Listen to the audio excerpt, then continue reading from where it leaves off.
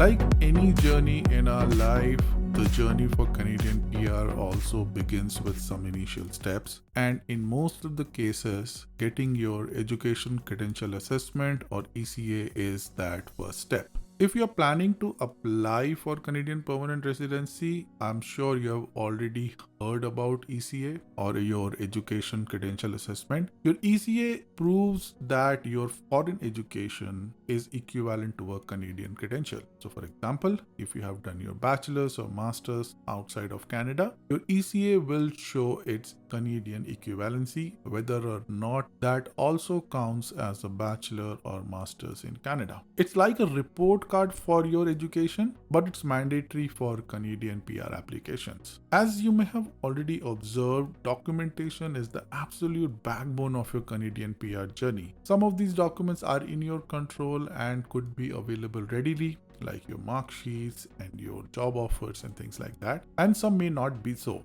And amongst the documents that you must obtain and depend on an external organization, one document that stands out very clearly is your ECA. ECA is the first documents that you would need even before you start your PR application or your PNP application. So in this video, I'm going to take you through the first major step of your PR journey on how to get your ECA step by step. We just covered what is an ECA. ECA stands for your Education Credential Assessment. Now let's look at who needs an ECA. Every primary applicant who has completed his or her education outside of Canada will need an ECA. This is mandatory and non-negotiable. Remember, ECA is not required if your education is from Canada. So if you have done your bachelor's, your master's, if you have done the highest level of education from Canada, you don't need an ECA. ECA is only required for people who have done their highest education from outside of Canada. Next point, if you are applying with a spouse, you can get an ECA for them too if you need some extra points. It's optional, but as I said, it can give you some extra CRS points which can matter. What many people do is they choose to get spouse's ECA a bit later on in the journey once they know where they stand as far as the points are concerned. So once you have created your express entry profile, once you have received your points, you can then decide whether adding a spouse's ECA will help you in any way. If you have enough points as per the latest trend, as in when you are watching this video, you might choose not to get a spouse's ECA. Plus, on the other side, if you think you need those extra points, you might well want to get an ECA for your spouse. Next point, if you have multiple degrees at the same level, you should get ECA for each one of them. So for example, if you have 2 bachelors or 2 masters, get an ECA for both of them. Getting an ECA for both of your degrees will certainly help with your points, as there are extra points if you have multiple degrees in your CRS. For example, I did my CA and my BCom, and both were assessed as graduate degrees in Canada. And if I would have selected just one degree, I would have got 112 points. But since I selected 2 degrees, I got 119 points. So that is very important. So we just covered 2 important points of what is an ECA and who needs an ECA. In this section of the video, what I'm going to do is do a very quick overview of obtaining the ECA. What are the steps or the stages that are involved in getting your ECA? And as we discuss these points, I'll touch base on some important things. If you do a general Google search, you will see that there are multiple organizations offering this ECA service, but the catch is that not every ECA is accepted by Canadian immigration. You might already have an ECA for your academic or professional purpose before this, but those would not be valid for IRCC. For PR, you need a very specific type of ECA from organizations that are officially designated by IRCC. So the first step is choosing the right organization. So when you search online, you will see many agencies offering credential evaluations, but only these 5 are valid for PR. IRCC accepts ECAs from these 5 designated organizations only. So you should choose one of these organizations for your IRCC's ECA. Your choice would depend mainly on two factors. First factor is the processing time and second factor is the cost. From my experience, processing time is the real deciding factor because costs are fairly stable. But since timelines can fluctuate so dramatically, the real factor that will impact your choice is the processing time. And just a quick note, the processing time and cost that I will share later in this video is accurate as of February 2026. They can obviously change based on when you are watching this video.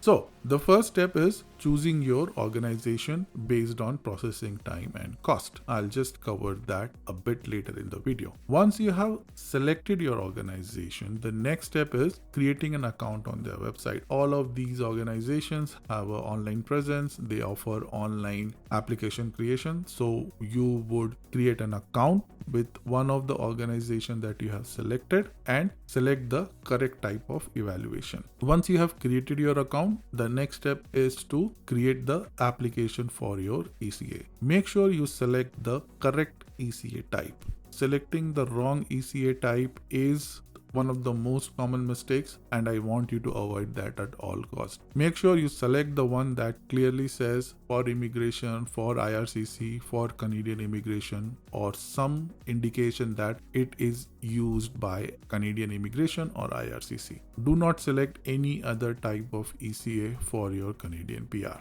After selecting the correct ECA type, you pay the required fees and get a reference number. This reference number is very important as this will be used in your application process and will be used by your colleges to send the documents to your organization. The fees that you pay will include a processing fee and a delivery or courier charges. So make sure that when you make the payment, you are making payments for both of these services. As I said, the reference number that you will receive at the end of your payment cycle will be very important. So this is the number that your colleges and institutions should use to send you the documents. Once you pay, you will also receive a set of instructions that you will have to pass to your colleges to be able to submit these documents. And then speaking of colleges, so this is where things can get a bit tricky.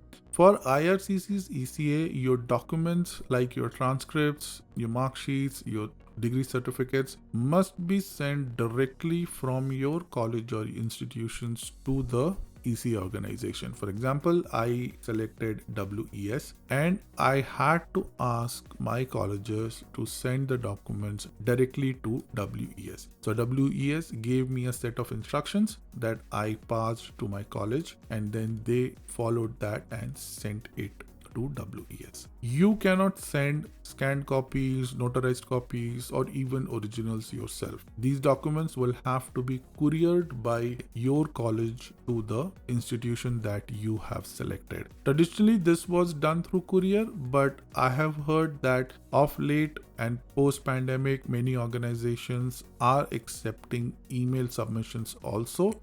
But again, even those submissions should come directly from your institution's registrar's office and not from you. It cannot come from the candidate in any case, be it courier or be it email.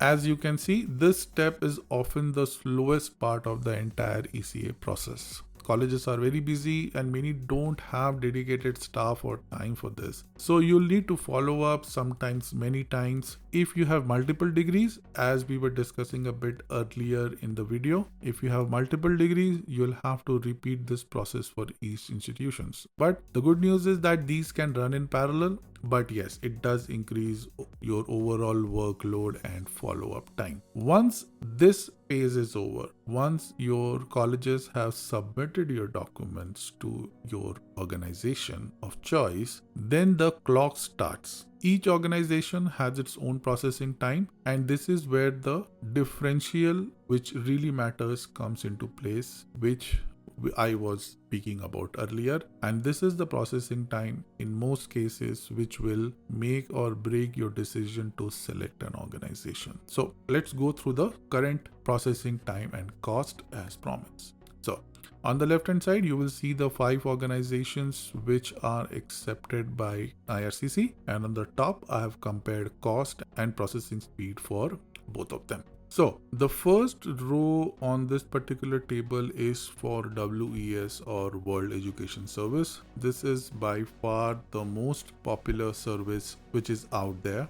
WES charges $264 and has a processing time of 2 weeks. I have personally used WES in the past for me and my wife, and to be very honest, this 2 weeks is really a comfortable timeline. They would normally deliver your ECA in less than 2 weeks. This is what my experience have been. But remember, this processing time that I'm showing here starts only after they receive the documentation. So once your colleges have sent the documentation, all these processing times would apply on top of that. So WES officially takes about 2 weeks to deliver your ECA at a cost of $264. Next comes CES or Comparative Education Service from University of Toronto, and this has a cost of $240-ish, and it takes around 3 months to deliver your ECA. So this is pretty significant time consuming process. Next in the list is IQAS. I think this IQAS is a Alberta government service, and this is the most expensive service, $305, but it does deliver within 15 days or half month. So as far as the processing time is concerned, WES and IQAS are comparable. Next comes ICAS, International Credential Assessment Service of Canada. This has a cost of $210. So in the list, this is one of the cheapest ECA for IRCC, but it is one of the most time-consuming process. It takes about 5 months to deliver your ECA. So off the bat, ICASC cannot be recommended. It takes more than 5 months to deliver your ECA, which is not acceptable. Last on the list is ICES, International Credential Evaluation Service.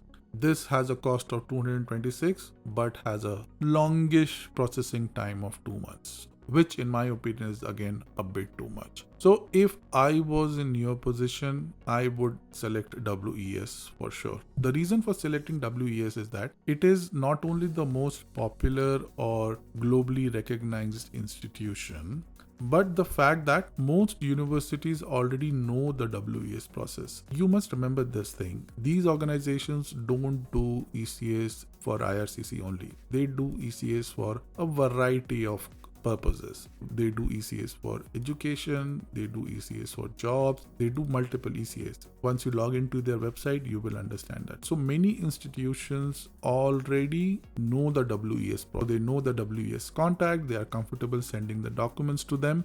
So this reduces your delays and back and forth communication. And for some reason, if you need a priority service, out of these 5 services, only one service has a priority option, and which is IQAS, but obviously this is available at an extra cost. So for some reason, if you need it even faster than 15 days for an extra cost, you can request IQAS. But I think 15 days is a good enough period that you can allow these institutions to do their processing, because the most time consuming step is getting your documents from your colleges to these institutions. So once you have covered that particular part, I think you should be good. You should be good allowing these organizations the time that they are taking. And based on these, I'm sure you will now understand which institutions to select. If you want my suggestion, I would always say WES. So if you are watching this video, I'm sure the importance of ECA is not lost upon you. Your ECA is the first major milestone in your Canadian PR journey. So give it enough time and importance that it deserves. It obviously takes patience, coordination, and follow-up. But once it's done, you are set for next 5 years. You don't have to repeat this process for next 5 years. And remember, primary applicant always needs an ECA. Spouse's ECA is optional but helpful. Multiple degrees means multiple ECAs and more CRS points. Plus, this process is multi-step, as I said, so each step deserves attention. So now that you have understood what an ECA is, who needs it, and how the overall process works, you're officially ready for the next stage of your PR journey. At this point, I'm assuming you have followed the discussion, compared the processing time, looked at the cost, and selected the ECA organization that fits your situation the best. This single decision sets the foundation for everything that comes next. In my next video, I will take you through the step-by-step process of creating an ECA application with each of these organizations. So next 5 videos would be on those topics. If you need, so my next videos would be on how to create ECA applications for each of these organizations, step by step, screen by screen, and I'll show you exactly what to click, what to select, and what to avoid. You'll see how to open an account, how to choose the correct ECA type, and where to find your reference number, and how to prepare the instructions that you will send to your college for transcript submission. Since each organization has its own workflow and its own timeline, I'll walk you through all of those so that you can start working officially. So I hope you will join me as always. In my channel, you must have seen I have covered many topics related to Canadian PR, express entry, PNP documentation, strategy, timelines, which I hope can help you avoid mistakes and move faster. If you haven't explored any of those, please go ahead and take a look. And if you feel the content has helped you in any way and that I'm worthy of a subscription, please like the videos and subscribe to the channel. And I will see you in the next one. Thank you so much.